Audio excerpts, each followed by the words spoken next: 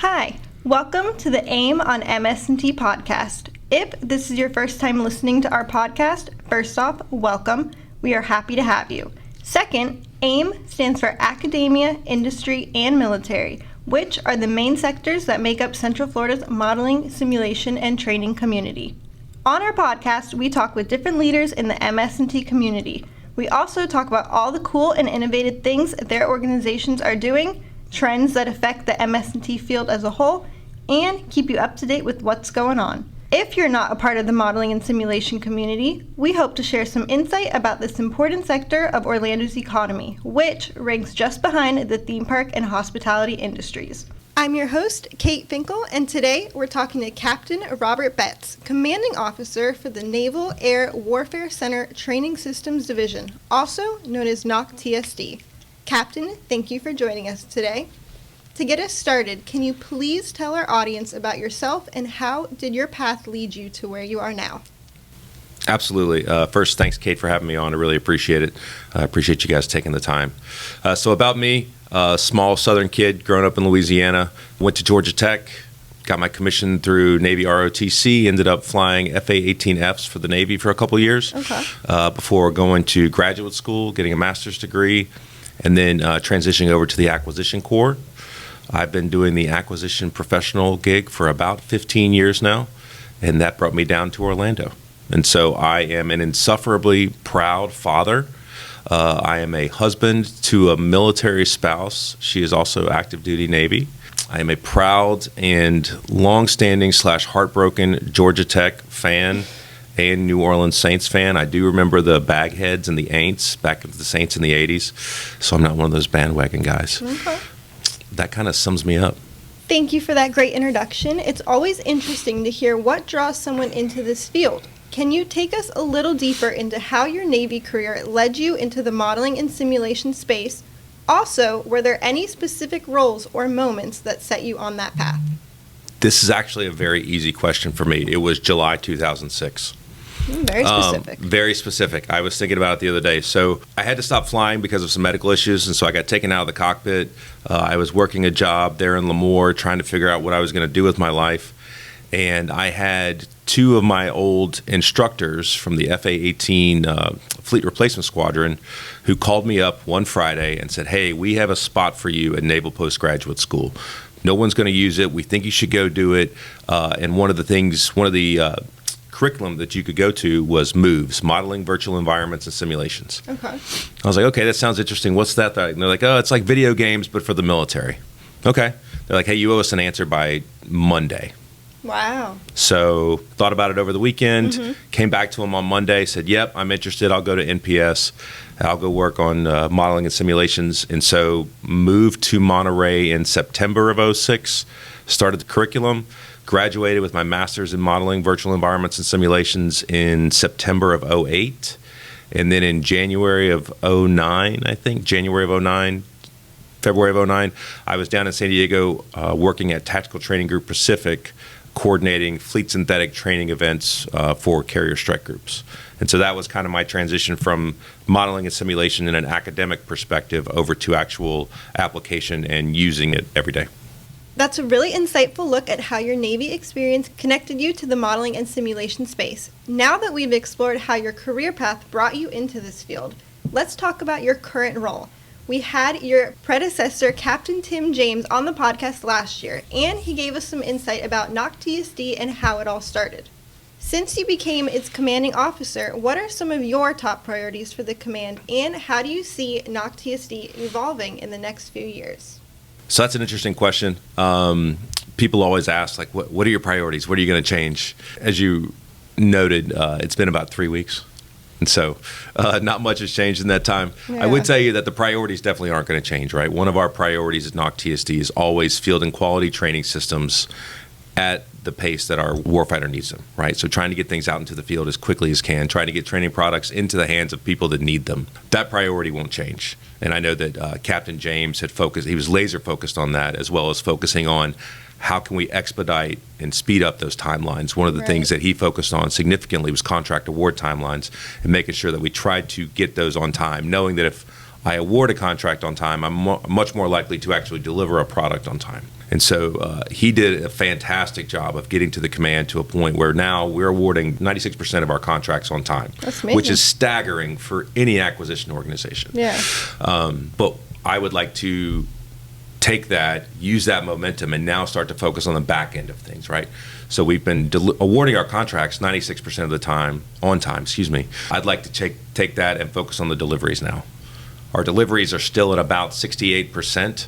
I'd like to see that number come up, because awarding a contract on time is great, not as significant if I'm still not getting training products out into the hands of people that need them on time. True. And so looking at the Davidson window and the time frame that we have for potential future conflicts getting closer, any training product that is sitting on the shelf and is not being fielded or not being used by people that need it is not doing anyone any good. And so we need to translate all the momentum that we've built up awarding contracts on time and figuring out how to go fast, and now use that momentum towards delivering products at that same pace. With all that being said, are there any projects that you can talk about, of course, that you are especially excited about? What kinds of projects and collaborations would you like to see NAWCTSD involved with as you lead the organization? So there are hundreds of projects going on at NAWCTSD at any given time, right? I believe we have over 300 products that we're currently working on, and then we have dozens of research projects that are also going on. I'd like to focus on kind of a couple projects that are, delivering product, and as well a couple of research projects. So MS&T is one of our big ones over the last year, where we've taken training devices, think low-cost simulators for F-35, F-18, and E-2, and we've put them on board carriers so that carrier aviators actually have training devices that they can use while deployed to practice mission rehearsal. They can practice switchology, symbology training, things like that. Basically, they can keep their proficiency at doing the hard, complex missions while they're deployed, which is usually when we find that the proficiency in those highly complex tasks starts to decrease. Love that. We need to get that on more carriers. We've gotten nothing but overwhelmingly positive feedback from the carrier air wings that have deployed with it, and so we want to keep that going. One of the other things the team is focused on is providing live virtual constructive, or LVC type training on the edge. Usually when you do a live virtual constructive event, it is either in a building or you do it with the ships as their pier side. You connect them to the network and you turn the ship itself into a simulator. Now we're moving towards providing that same live virtual constructive environment, except while the ships are deployed, so while they're out at sea. Doing that, again, to allow the strike groups to maintain that level of tactical proficiency and provide them those red entities, blue entities, etc., while they're deployed, so that they can continue to get that type of training. And then finally, on the research side, one of the things that's fascinating now is the integration of artificial intelligence and automation into our training products. One of the things that we're seeing is our mission sets are becoming so complex and our training products are becoming so complex that asking a lieutenant or a lieutenant commander in a squadron or on a ship to run these, to keep them going, to generate the mission sets and scenarios for people to get training on them, that is no longer a viable option. And so by integrating artificial intelligence and automation into these training products, what we can do is that can relieve some of that burden off of that young lieutenant who also has a day job. They need to maintain operational proficiency, things like that. But now we can use those tools to help generate scenarios as well as analyze data and help conduct debrief to bring out the salient learning points. On a similar note, how do you foster a culture of innovation within a government/military organization? So this is a tough one. The way that the government operates, the way the government contracts are written specifically, it is hard to foster innovation because everything is success-based. And in order to truly embrace innovation, you have to be willing to fail. You have to understand that, hey, we're going to go fast, we're going to think differently, but some of the things that we do aren't going to work. Right. And that's okay, right? And so one of the things that we've been trying to remind people around here is it is okay to fail. Go as fast as you want, do the weird thing, and if you fail, okay, we learned. Right? There's nothing wrong with that. But you also have to make sure people understand, like, hey, the consequences for failure are not severe, right? If you fail, you're gonna maintain your job. A lot of people around here at TSD, having been here for 6 years at this point, people at TSD are very focused on, if I fail, people are going to look at me in a diminished light, right? People are worried about the professional reputation if a project that they are working on fails. And so we try to make sure people understand, hey, that's not the case, right? we're not going to judge you if you fail. In fact, we're going to celebrate your failure. We're going to learn from it what we can, and we're going to apply it across the organization.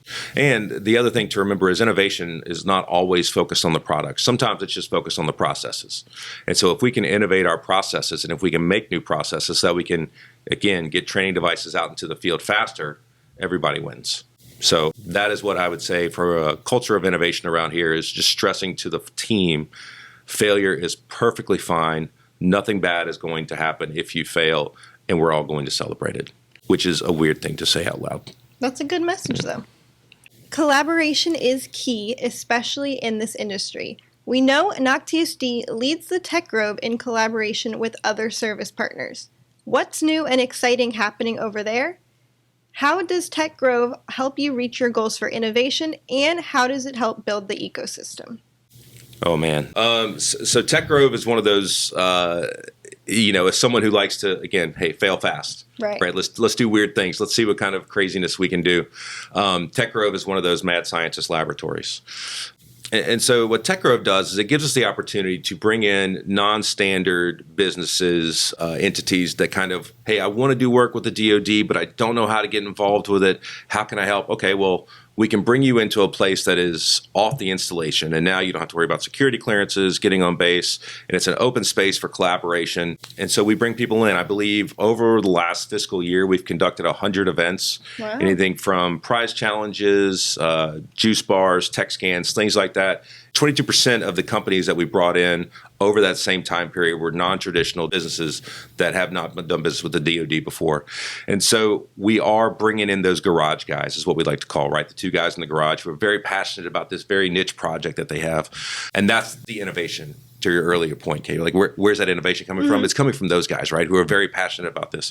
And so you bring those guys in and you let them collaborate with the rest of industry and show their technology. And that's truly how you use Tech Grove to kind of spark that innovation. And also it helps us expand the ecosystem, like you were talking about. And so Tech Grove is a lot of fun. I try to get over there as much as I can, not only just to get away from the office, but they're always doing something fun in there. And it's a very collaborative environment. And so just trying to work with all the other Team Orlando principals to get them over there and let them see, especially when we have like an industry day or a demo day, get over there and see what small businesses or, what garage guys have the new tech that's coming up. It's a lot of fun to work with. Now, Naval X has become a big name in accelerating innovation across the Navy. How is NAWCTSD's role in the Central Florida Tech Bridge involved, and what new developments should we be watching for? Ooh, I don't even know if I'm the right person to answer this one, but I'll take a stab at it. So our Tech Grove is kind of the physical instantiation of the Central Florida Tech Bridge, which is one of the original nodes there on the Naval X Tech Bridge network. And so our team, the director that we have, Miss Erin Baker, her job is kind of managing Tech Grove and helping us solve hard problems while also networking with the other tech bridges around the world, right? And so let's say that one of our partner tech bridges at a different location would get a question about modeling and simulation, human performance, training systems, et cetera, that they didn't know how to solve. They could contact us and point that person who has that problem in our direction. We could do the same thing if someone, for example, had a problem about electronic warfare. That's not in our area of expertise, and so we'd farm that out. Right. And so that's how the network is supposed to work. And here at Tech Grove, we do that very well. What new things are coming up? Improved website design, 8 upcoming prize challenges and tech scans in the next few months. And there's also a new calendar of collaborative events that we're going to be publishing recently to let people know, hey, here are the events that are coming up. Here are the collaboration efforts or timeframes that you can come in to try to bring more people into the ecosystem. You shared some incredible insights about innovation and collaboration. Now, let's turn the focus inward for a moment. Can you share a defining moment or challenge in your career that shaped your leadership philosophy? So I don't have the date for this one. Okay. Unlike the NPS story. Mm-hmm. But I do have one very vivid memory that sticks out that kind of made me rethink my leadership philosophy.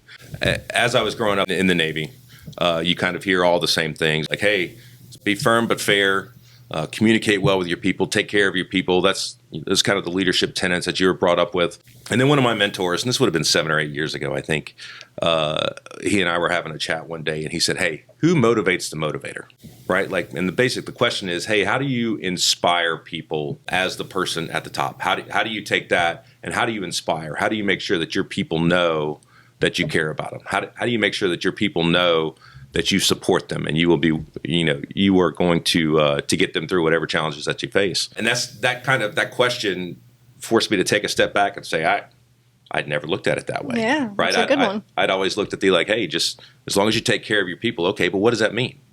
Right? A lot of people, for a lot of people, hey, heads in beds, make sure people have a place to sleep, make sure they have clothes, make sure, make sure they have things to eat, et cetera. And so it forced me to kind of take a step back and say, okay, as a leader, how do I want to make sure that I take care of people? And so that is the specific instance that kind of made me rethink my leadership philosophy and kind of turn more towards hey, I know that I want to be a servant leader. Okay, well, how do you do that correctly? How do you do that well? With an organization of 1,150 people, you've got engineers, comptrollers, contract specialists. We have active duty military, comptrollers, financial people, lawyers, for goodness sake. How do you connect with that workforce and show them that not only do you care, but you do support them both professionally and personally? Yeah. And so that one instance forced me to take a step back and figure out from a leadership perspective how I wanted to do that. I try to connect with people on a personal basis. I fail miserably half the time because a lot of our workforce is about half my age. They don't get my movie references, they don't get my book references, and they don't like the same sports teams I do, which I understand. But what I found is trying to connect with people on a personal level to find something similar that you can both relate to and then just help them understand hey, it doesn't matter what it is. I'm here to support. I'm here to make your life easier, right? That's my job. I think a couple of years ago, I told people that I was the bulldozer. It's my job to remove barriers so that you can do your job well. I still believe that. That's a good scenario. That is a leader's job, right? It's just to remove barriers and to make the people that work with them. It's your job to make their lives easier. I'm not as effective of a bulldozer as I used to be, but I still like to think that I can throw my weight around if I need to. As we begin to wrap up our conversation, we'd like to end on an inspiring note. What advice would you offer someone who is considering going into a similar career path as you? In particular, what would you tell someone that you wish someone had told you when you were deciding your future career? There would have been two things. One is take the hard job. A lot of times we kind of point people, especially in the acquisition field, we point people towards, hey, this is the job that you should take. And it may not be the hard job. It may just be the job that will get you recognized the most, or the job that we think, hey, this one will look good on paper. Right. If you truly want to stand out and if you truly want to succeed, take the hard job. If you take the hard job and you succeed at the hard job, everything else will take care of itself, right? Everybody knows what the hard jobs are. They may not be listed as these are the really hard ones, but everyone knows what the hard jobs are. And so if you take one of the hard jobs and you succeed in the hard job, you will get rewarded. The system is supposed to work that way, and I truly believe that it does. The other piece would be don't fear failure, like we talked about earlier. Failure is just going to happen. I can tell you that as a lieutenant commander, when I was working F-35 back in 2011, 2012, I was given a project. Hey, you've got it. Go run with it. Make sure this happens. And I fumbled the ball drastically. I didn't even get to the goal line. I was on the 15-yard line, right? I didn't even get close. Fumbled it majorly. And I was super, super down about it. And my boss pulled me aside and was like, okay, not a big deal. We'll figure it out and we'll carry it. Life will go on, right? Yeah. And so once you realize that, hey, life will go on. It'll be okay. Yeah, you failed, but okay, now we'll learn something. And what we were talking about earlier. You failed. Let's learn from it, and now let's move on and get back to business. Don't fear failure, because the fear of failure will prevent you from taking risks, and it will prevent you from trying to go as fast as you can because you are afraid of the repercussions. And if you're afraid of those things, you're not going to succeed. It's kind of like I used to play football growing up, and they were always, the coaches would always tell us hey, if you're afraid out there, you're going to get hurt. Same thing happens in acquisition. If you're afraid to make a decision, if you're afraid to take risks, you're not going to go as fast as you can. You're not going to be as successful as you could be. So don't fear failure. That's true. Now, before we sign off, where should our listeners go to find out more about NAWCTSD?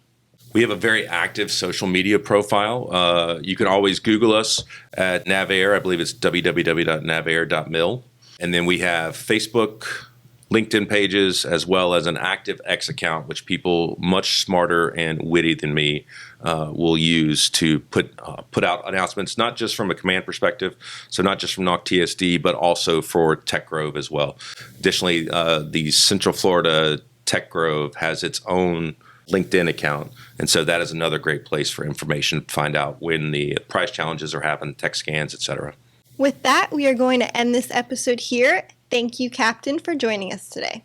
Thanks so much. For everyone listening, to stay up to date on future events in the modeling and simulation community, check out our website, teamorlando.org. You'll also find us on LinkedIn, X, and Facebook for more recent news and upcoming events. If you're interested in sponsoring an episode of AIM on MS&T or being a featured guest, please reach out to Team Orlando News. The link will be below. Don't forget to follow the AIM on MS&T podcast on your platform of choice, and we will see you in the next one. Bye!